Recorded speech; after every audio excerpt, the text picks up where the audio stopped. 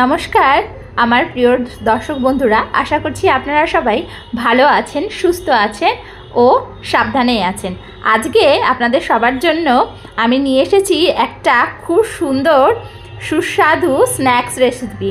এই স্ন্যাক্সটা কিন্তু সবজি দিয়েই বানাবো, তাহলে পুরো রেসিপিটা দেখতে হবে কীরকম নরম তুলতুলে মুচমুচে। আর দেখুন যেই ভাঙছি ভেতর থেকে কী বেরোচ্ছে, এটা জানতে গেলে কিন্তু সঙ্গে থাকতে হবে। কড়াইটা গ্যাসে বসিয়ে দিয়েছি। এবার আমি গোটা জোয়ান আর অল্প করে জিরে, ধনিয়া, এলাচ, লবঙ্গ, দারচিনি, একটু জয়িত্রী আর দুটো শুকনো লঙ্কা নিয়েছি। এটা আমি খালি কড়াইতে ভেজে ভালো করে ভাজা মশলার জন্য সাদা কড়াইতে ভেজে নেব। ভেজে নিয়ে কিন্তু এটাকে ভালো করে গুঁড়িয়ে নিতে হবে। সাদা জিরেটা আগে দিয়ে দিচ্ছি। সাদা জিরেটা ভাজা হালকা হালকা খালি কড়াইতে ভাজলে যে হালকা সুন্দর একটা গন্ধ বেরিয়ে আসবে। তারপরে কিন্তু আমি দেব এখানে গোটা ধনে। হ্যাঁ, গোটা ধনেটা খুবই সুন্দর, ভাজার পরে খুব সুন্দর গন্ধ বেরোয়, জিরের সাথে মিশে খুব সুন্দর একটা সেন্ট বেরোয়, একটা মিষ্টি মিষ্টি খুব গন্ধ আসে। আর ভাজা জোয়ানকে ধনে খেতে কিন্তু খুবই সুন্দর লাগে। এরপরে আমি দিয়ে দিচ্ছি শুকনো লঙ্কা, দারচিনি, এলাচ, লবঙ্গ আর দিয়ে দিয়েছি একটুখানি জয়িত্রী, দিয়ে ভালো করে ভেজে আমি তুলে নিচ্ছি। একটা প্লেটে নামিয়ে নিচ্ছি, ঠান্ডা করে নেব। এবার দেখুন একটা প্লেটের মধ্যে আমি বাঁধাকপি, মুগ ডাল সেদ্ধ, আলু গ্রেট করে, কাঁচা লঙ্কা আর ধনেপাতা কেটে রেখেছি। কড়াইতে সাদা তেল দিয়ে দিচ্ছি। তেলটা গরম হয়ে এসছে। এবার আমি সাদা জিরে আর হাফ শুকনো লঙ্কা ফোড়ন দিয়ে দিচ্ছি। কারণ কি, কাঁচা লঙ্কার আজকে খাওয়াবো বরকে। কাঁচা লঙ্কা খেলে না, কাঁচা লঙ্কা অনেক ভিটামিন সি থাকে, খাওয়ার স্বাস্থ্যের পক্ষে খুবই ভালো। আর দু চিমটে হিং আমি ফোড়ন হিসাবে দিয়ে দিচ্ছি। 2 চিমটিই দেবো, কারণ তাতে হিঙের গন্ধটা খুব সুন্দর আসবে। এবার আমি যে ফুলকপিটা গ্রেট করে রেখেছিলাম সেটা কড়াইতে দিয়ে দিচ্ছি। কারণ শীতের সবজির মধ্যে ফুলকপি, বাঁধাকপি আমাদের খাওয়া উচিত।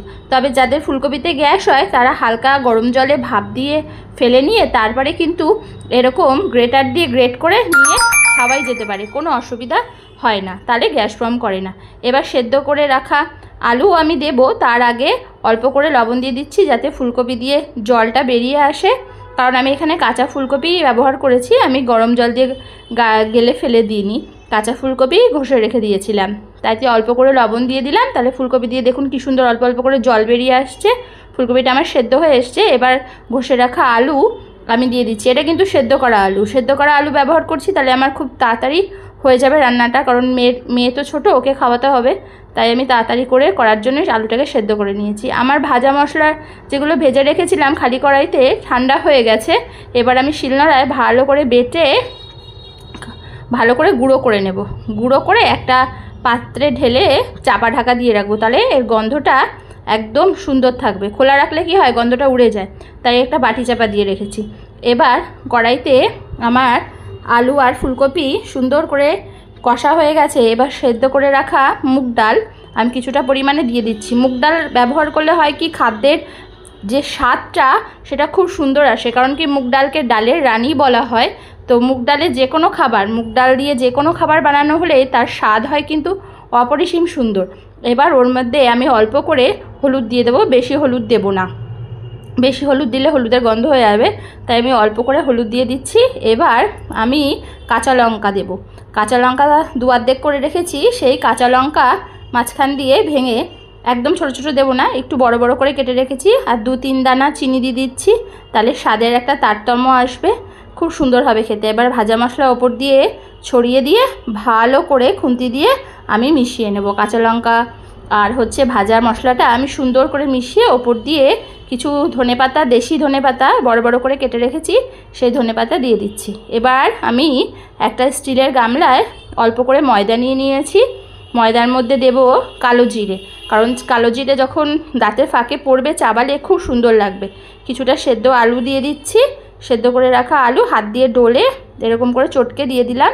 আর অল্প করে লবণ দিয়েছি, একটু চিনি দিয়েছি, আর এই মুগ ডাল সেদ্ধ, এটা দিয়ে কিন্তু আমি ময়দাটাকে সুন্দর করে মেখে নেব। তার আগে আমি একটু দিয়ে দেবো তেল। মাখার আগে বেশ করে একটু তেল দিলাম, তাহলে আমার খুব নরম হবে আর একটু মুচমুচেও হবে, কিন্তু খুব নরম হবে। ডাল দিয়ে মাখলে আর আলু দিয়ে মাখলে যে কোনো জিনিসই ময়দা বা আটার সাথে মাখা হলে এত নরম খেতে হয় যে এখনকার যাদেরই দাঁতের সমস্যা আছে কোনো অসুবিধা হয় না। আর কুসুম গরম জল ছিটিয়ে ছিটিয়ে আমি মেখে নেব। একটু কুসুম গরম জল করে রেখেছি আর ভাজা মশলা পরিমাণ মতো দিয়ে দিচ্ছি।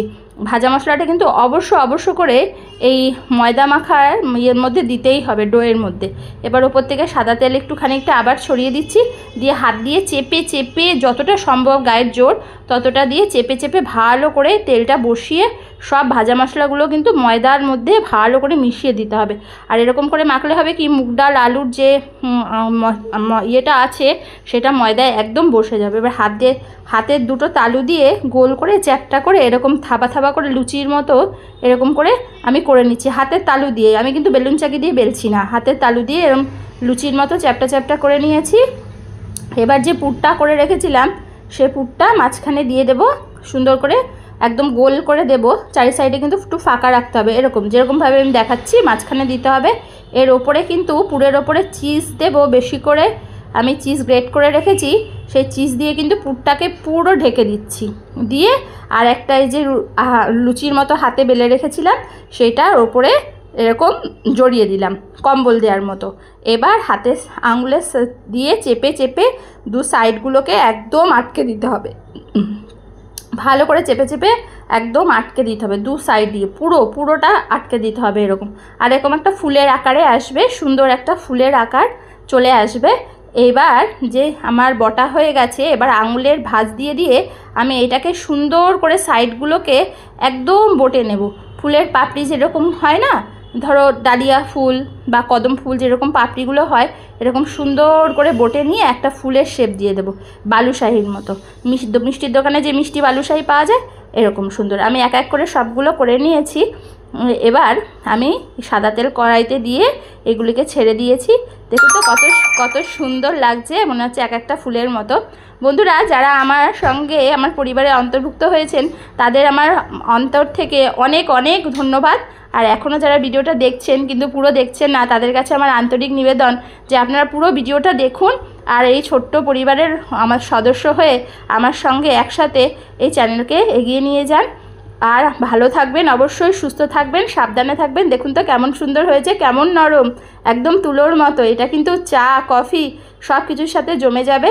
আর পেট ভরার একটা স্ন্যাক্স, বাচ্চা বড় সবাই আনন্দ করে খাবে। দেখুন গরম ধোয়া উঠছে আর চিজটা গলে একদম কি সুন্দর ধোয়া উঠছে, মুখে দিলেই কিন্তু গলে যাবে। তো আপনারা ভালো থাকবেন, সাবধানে থাকবেন, সুস্থ থাকবেন। আপনাদের প্রিয়জনের কাছে আমার এই রেসিপিটা শেয়ার করবেন। ভালো লাগলে প্লিজ একটা লাইক করবেন, কমেন্ট করবেন আর সাবস্ক্রাইব করবেন। পাশে থাকবেন, সঙ্গে থাকবেন।